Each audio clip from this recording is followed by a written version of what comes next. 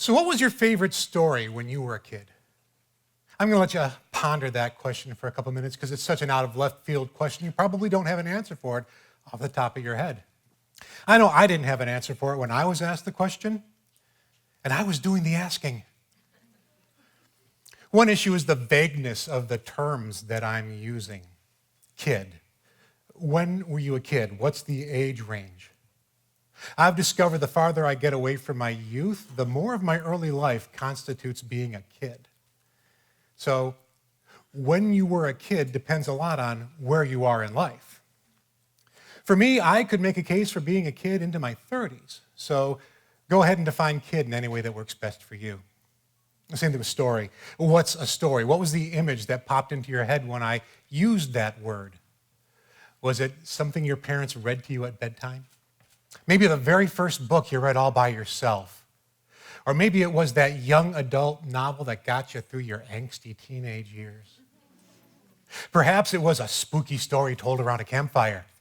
Or maybe even something you yourself told your friends during a sleepover or something.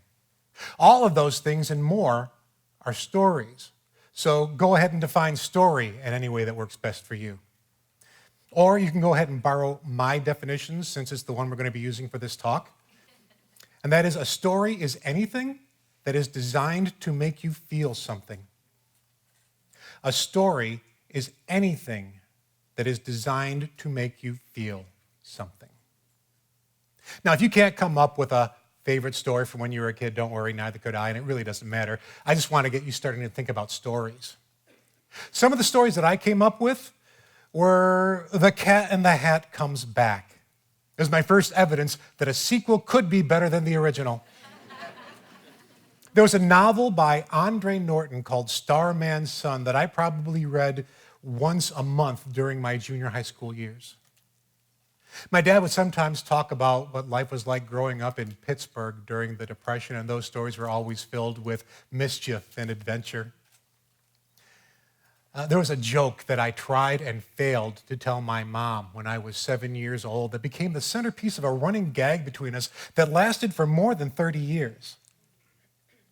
And then there's this one. The floor is lava. Oh, now that is, do you guys know that story?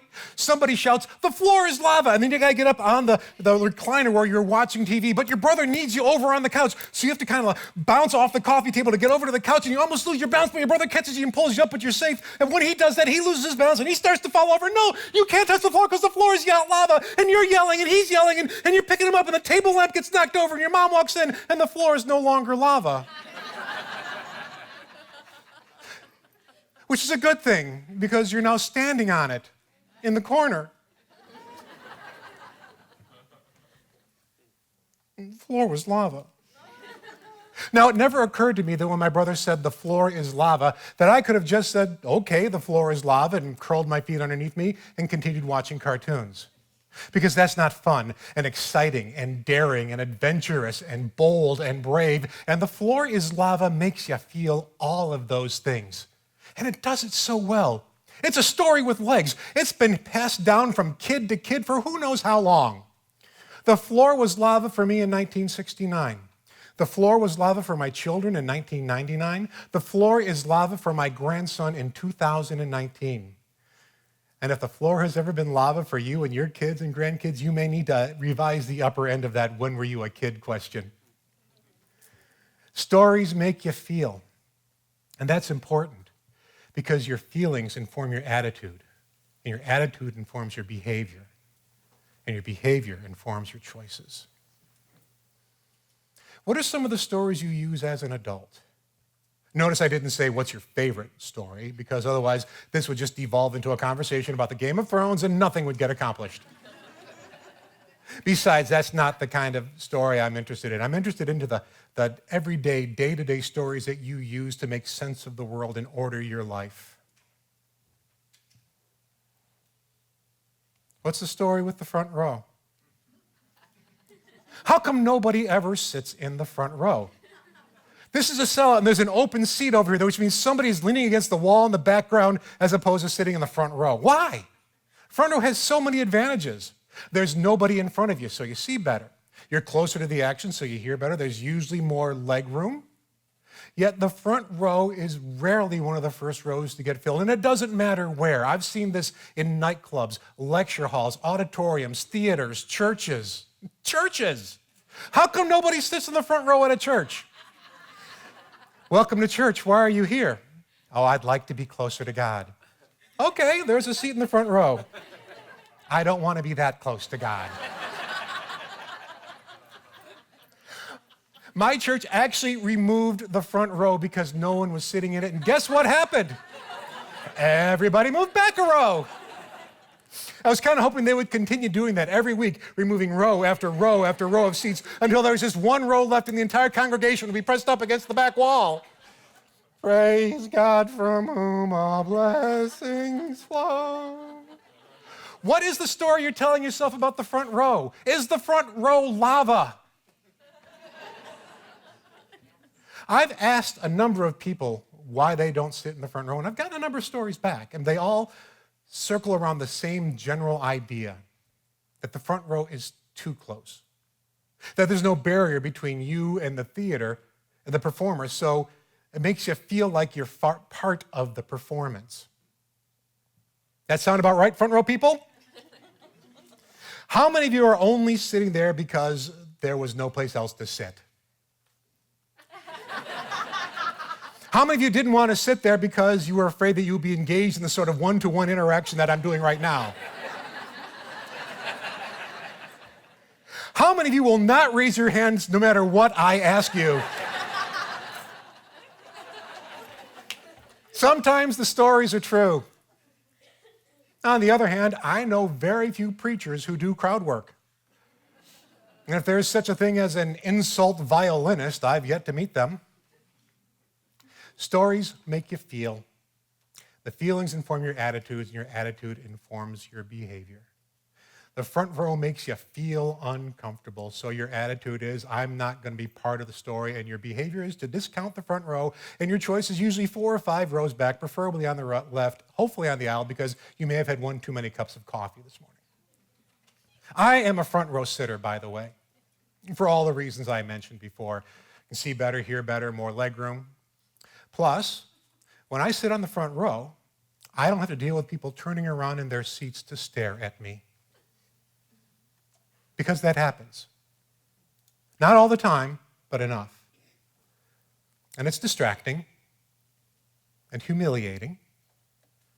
And so, whenever possible, I sit in the front row, pretend I'm a normal human being, watch the show undistracted, and they can stare at me all they want without having to strain their necks. What stories are they telling themselves about me, do you think?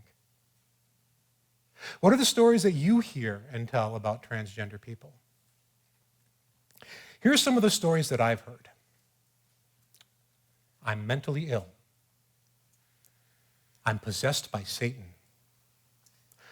I wear dresses so that I can go into the ladies' room and sexually assault women and girls. I wear dresses to signal to men that I want to have sex with them. I am the product of the dissolving of morality in our society. I am part of a cabal of people intent on feminizing boys. That this is my lifestyle. None of these stories are true, but I'd like to take a moment right now to address the most infuriating and insulting of those stories, and that is that this is my lifestyle. Now, that may surprise you that I think that's the worst of the bunch because it's so conversational and ordinary and may even sound supportive, but it is not. It is passive-aggressive, and at the center of it is a lie that this is a choice that I made, that at some point in my life I woke up and said, well, I guess I'll try being transgender for a while and see if that takes, and that is nothing like the truth. I transitioned in 2015 when I was 55 years old to my authentic self, but I have been transgender my entire life. And the reason why I didn't transition until I was 55 years old is because I never intended to transition at all. The story I told myself was that this was something that needed to be buried with me. But someplace in 2014, I began to realize that so many of the things that were causing me mental anguish were because I was living the life of a lie, that I was pretending to be a man. So if we want to talk about transgender and mental illness, this is how we do it. Being transgender is not a mental illness, but being transgender and pretending that you're not is crazy. And while we've circled back here, if Satan is possessing me, it is a woeful waste of his resources. I go to the ladies' room to pee and check my makeup. If I'm doing this to have sex with men, I have seriously misjudged any number of things. What you call the destruction of morality, I call the dismantling of an oppressive patriarchy, and I got kicked out of the cabal because I didn't pay my dues.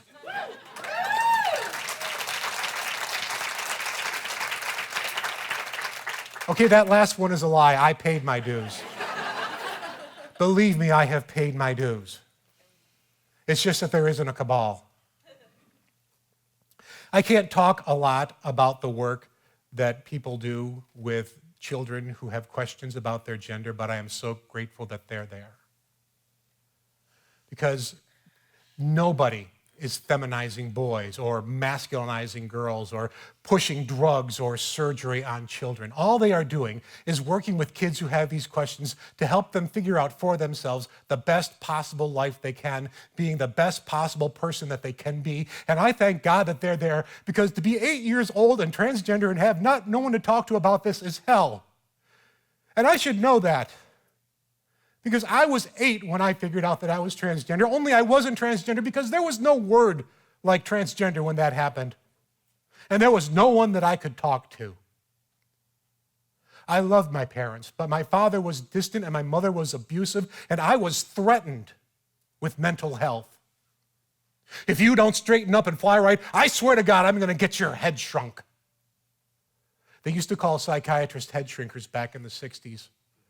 I didn't know getting my head shrunk was a metaphor. This is an entirely different story than I'm doing this for sex, isn't it? That's because the person who's telling the story is also the person who's living it. And that causes a different feeling, which will cause a different attitude, which will cause a different behavior, which will cause a different choice. Pay attention to the stories that you hear. Pay attention to the emotions that they stir in you, especially if the emotion is fear. Because if you don't pay attention, I guarantee you there are others out there who will. There's a reporter for The Guardian named Carol Cadwalader. She just recently gave a talk about the story she broke last year about Cambridge Analytica. That's the company that took all the illegally obtained data about Facebook users. One of the things that they did with it was they used it to figure out ways to send you individualized ads that would cause the most amount of fear in you. Fear delivered to your telephone on a minute-by-minute basis. Fear that is being monetized. How do we combat that? By paying attention to your feelings. And by paying attention not only to the stories you listen to, but who's telling them. If it's a story about a marginalized person, do you hear the marginalized person's voice? Because that is important. And the feeling you will get from that will be different than the mainstream media feelings. One of the people that I asked that front row question to was my daughter. And she told me that the only time she ever sits in the front row at her school is when one of her friends is doing a presentation, because that way, when that friend is talking, they can look out in the crowd and see at least one face that is there who cares for them and loves them. So if you want to be an ally, be that person. Pay attention and let them know you're paying attention. Because for so many marginalized people, the floor really is lava. Thank you.